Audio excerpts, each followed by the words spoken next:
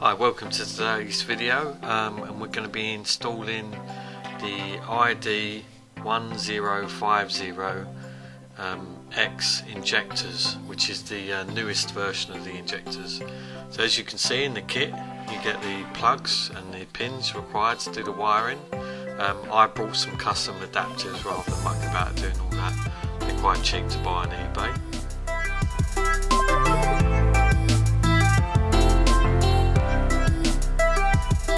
The injectors themselves are custom made to fit the application, so in this case you require no adapter to connect it into the S2000's fuel rail.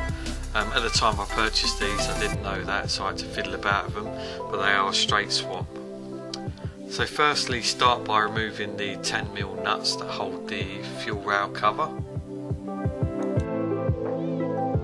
Then remove the vent line for the PCV valve. Also pull the vacuum line from the fuel pressure regulator. You can then withdraw the fuel rail cover. The fuel rail is connected by various brackets and bolts and fixings. You've got a few that hold it to the inlet manifold themselves with small steel brackets, and then also you've got 10mm nuts that hold the fuel rail down by some locating studs. Once you've done that, you can move on to the fuel pressure regulator. This requires a 10mm socket. You can undo the bolts and then gently remove the fuel pressure regulator. Just be wary that some fuel will be spilt. Use some rags to collect this if you feel that it's necessary. The fuel pressure regulator does use an O-ring, so make sure you retain that if you're going to reuse it. Next we move on to the fuel pulsation damper. Just make sure you unscrew this using a large spanner.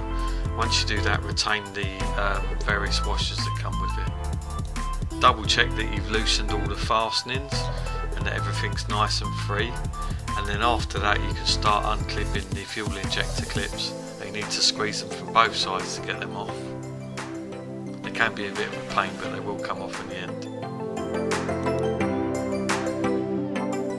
Then withdraw the fuel rail, just give it a gentle pull up and it will either bring the injectors up with it or they'll stay in the inlet manifold.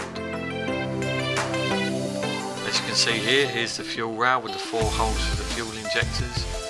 Very nice piece of equipment. To remove the injectors, just give them a gentle pull upwards. And here's the old Deatschwerks injector alongside the new ID injector.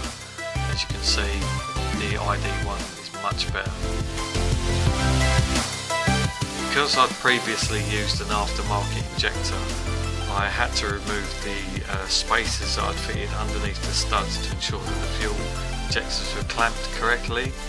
In this case, these washers are no longer required because the ID injectors fit like stock injectors. So I'm just unwinding those, removing the washers and reinstalling the studs back in. It might be an idea to put a bit of Loctite on these just to ensure they don't come loose.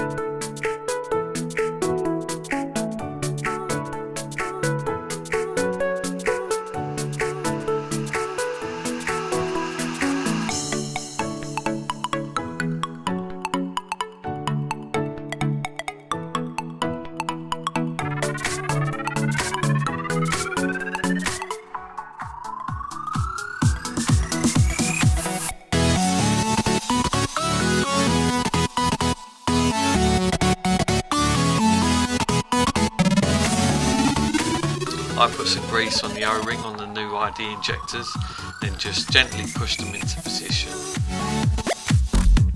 Quite straightforward to fit each injector, just push it in, no problems.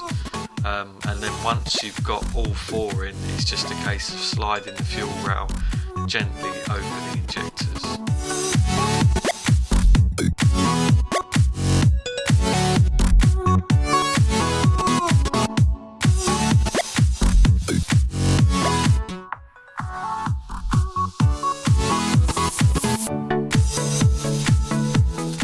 you're ready to reinstall the fuel rail, just gently place it on top of the 4 injectors and guide the injectors into the rail. Then just gently push it down and use the 3 nuts that you used that took off earlier to secure the fuel rail to the studs on the inlet manifold.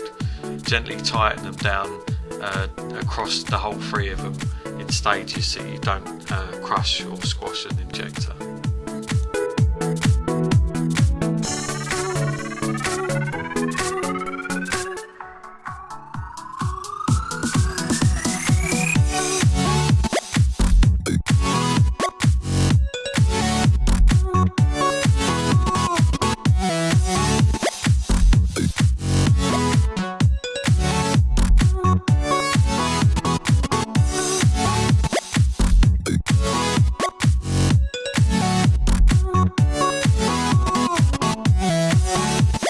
Refit the fuel pressure regulator using your old O-ring or a new one if required.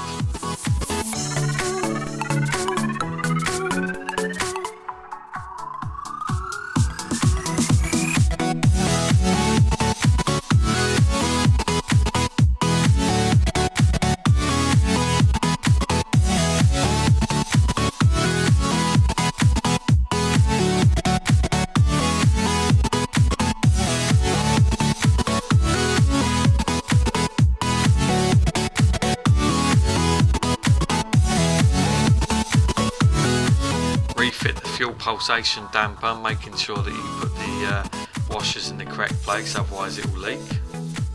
Just give it a snug up with a spanner. With everything reconnected, just switch the ignition on and make sure that when the fuel pump primes there's no leaks. In this case it was fine. I chose to give the engine a quick wash down just to wash any fuel residue off of the engine. Hope you've enjoyed this video, and make sure you like and subscribe for more. If you've got any questions, just fire them off on the comments. Thanks.